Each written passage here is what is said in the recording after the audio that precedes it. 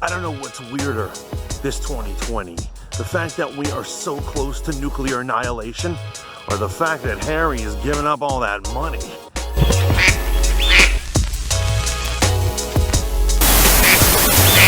Welcome to Morning Reflections. I am your host, the Fat Mantis, and Happy New Year. Originally, I was planning on doing some staying in front of a Christmas tree or whatever, but it is such a beautiful day. Apparently, tornadoes in the west have sent warm air here, so I'm walking around a lake.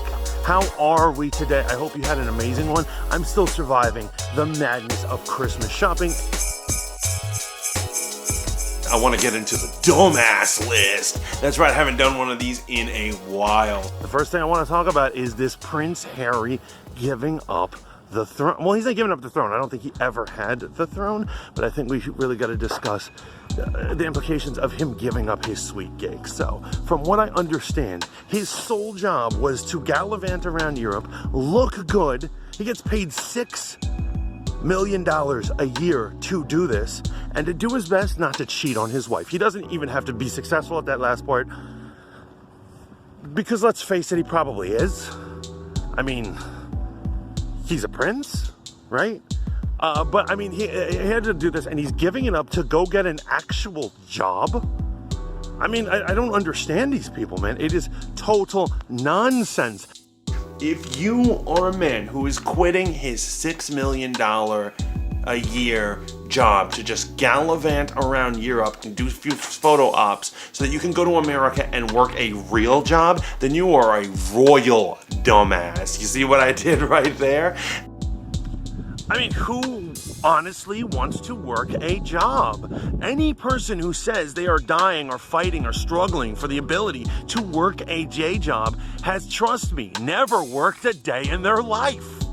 That is insane. It is our dream, us little peons on the ground, to win Powerball or something so we don't ever have to work again. And this guy he must really love this chick. That is all I've got to say about that. I understand it's independence, they want to be free. That's what, teenagers yearn for, freedom. Adults yearn for cash, money. It is clear. Moving on. And if you are a wife who is making your husband quit said job that brings in all this money for doing nothing, then you are absolutely 1000% a dumbass.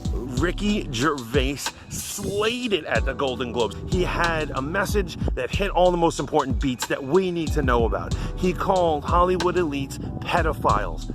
Check. He made fun of Felicity Huffman's incarceration. Check.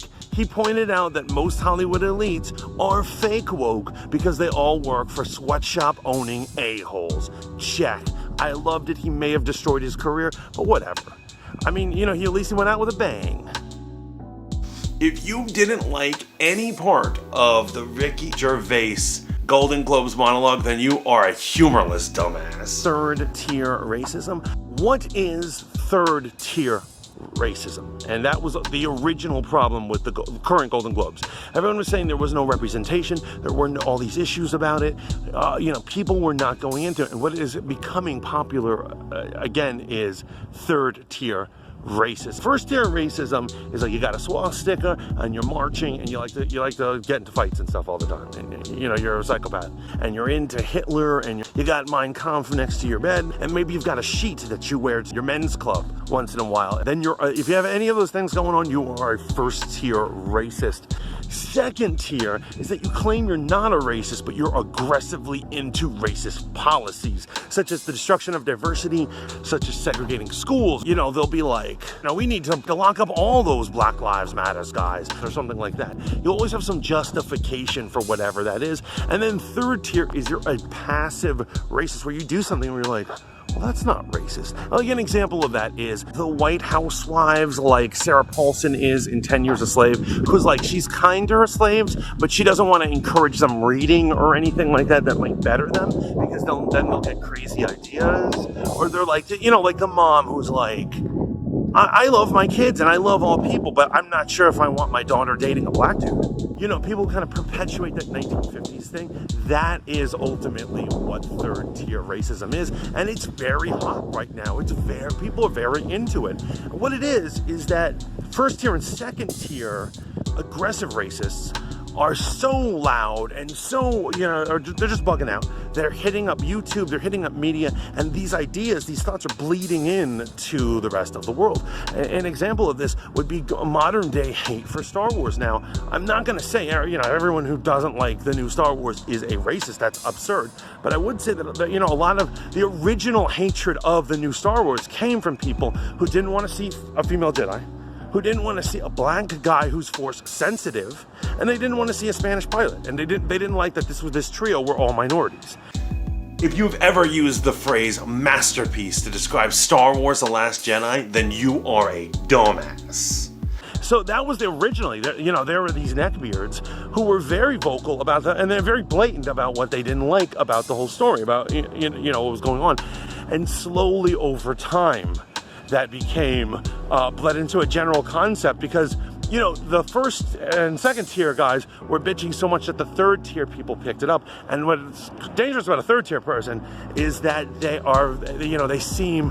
very passive, they're usually very gentle, and they don't seem like a threat to society.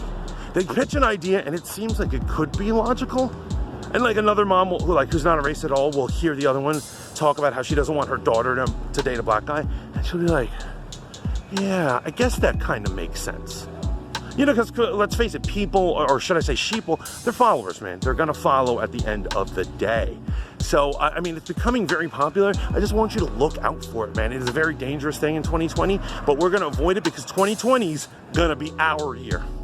Just because I'm saying that we're gonna have a good New Year's, a good 2020, it doesn't mean that we are out of the woods, man. We have to worry about evil, and evil is around every corner. And like, for instance, Satan and his wicked daughter Taylor Swift are still out there, and they're still trying to corrupt our kids.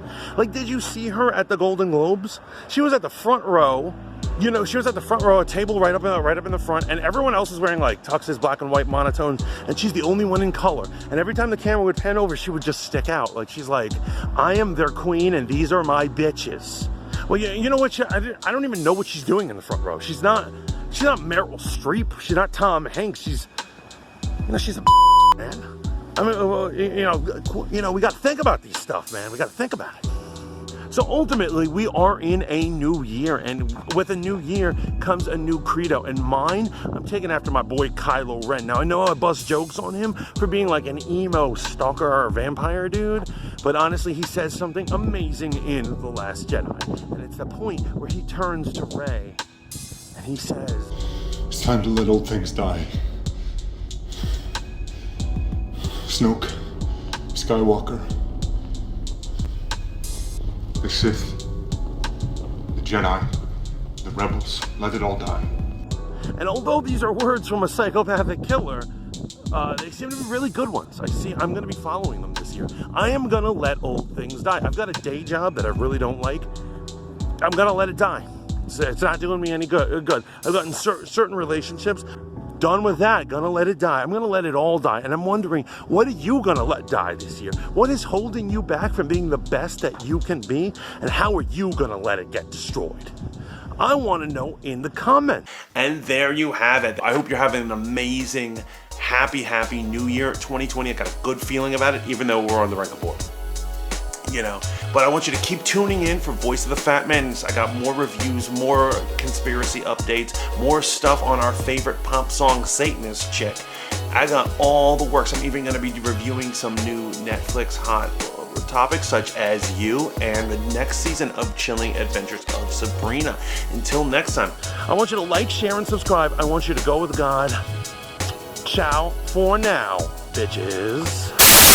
If you think your personal choice to go vegan is doing anything for the planet Earth, you are absolutely a dumbass. That's my current dumbass list for 2020, but it'll keep growing. I'm gonna just keep stockpiling. We're gonna have a long list by the end of this year, let me tell you. I got work to do. I gotta get rid of this Christmas tree.